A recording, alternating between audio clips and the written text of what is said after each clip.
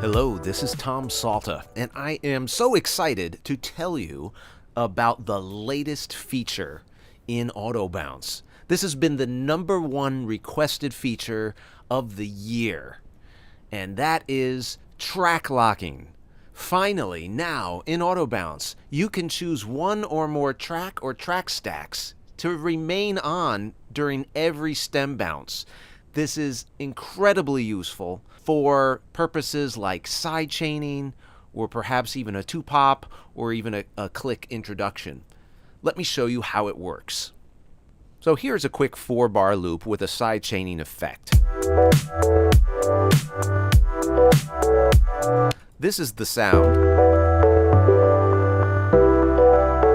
going through a side chain being triggered from this ghost track. Now the ghost track is basically this drum beat assigned to a track with no output. But in order to bounce this with the effect, you need to keep multiple tracks on. Previously in AutoBounce, you couldn't do that unless you bundled everything into multiple track stacks, each one with their own ghost track. It's doable, but it takes a little bit more time, especially if you have 20, 30 stems. Now you can choose a single track to remain in the on position for every stem. So let me show you how it works. In this case, we have multiple options. We have a 2-pop here. Some people want to have a 2-pop at the beginning of every stem. Some people like to have a click. And most people write us about the side chaining. So let me show you how it works in AutoBounce. So once you scan your project, you now see your track list. So I'm going to name the job Side Chain Stems. Okay, now in order to do this, you simply want to choose the things you want to bounce out. So I want to bounce out the synth layers and the beat. But I want that side chaining effect. So this, track number 3, is the one, the ghost track, that we want to remain in the on position. In order to do that, just hold down the Option key, and you'll see this little padlock icon. That is going to keep the side chaining on, this track on for every bounce. So this is going to create 2 stems, the beat and the synth layers, with this on for both of them. Now I'm going to create a different kind of a job. This one is going to have a 2-pop. So in this case, I do want to keep the side chaining on, but I'm going to keep another track locked on. That's the 2-pop. Now I'm going to do another one.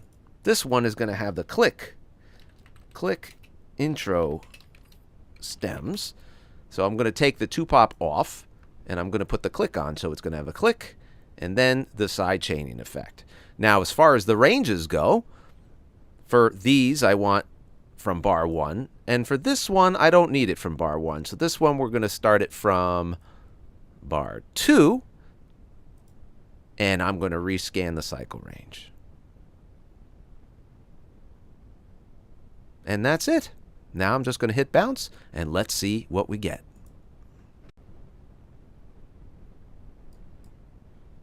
And they're off. So what we're going to see in the first one is we're going to see that that track 3 for sidechain remains on for both the beat and the synth layers. So first is the beat. So it's bouncing track 3 and 4, and now it's going to bounce track 3 and 5 as another stem.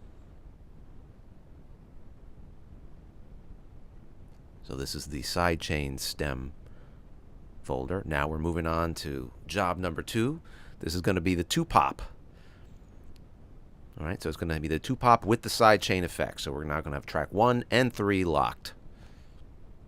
There we go, and now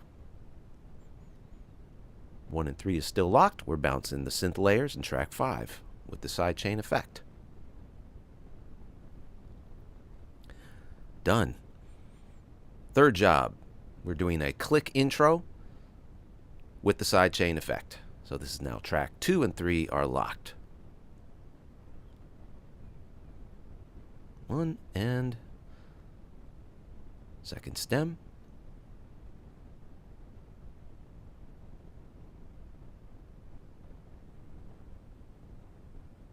And that's it. Now let's take a look and listen to the 3 sets of stems. And here is our bounce folder. There are 3 folders. Each folder has the name of each job.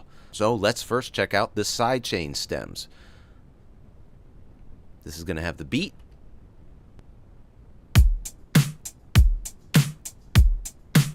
And the synth layer with the sidechain effect.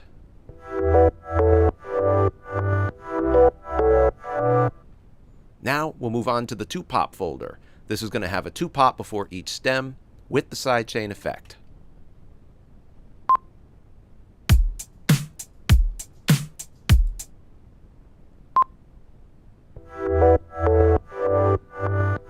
And last but not least is the click intro stems. This will have 4 clicks before each stem with the sidechain effect.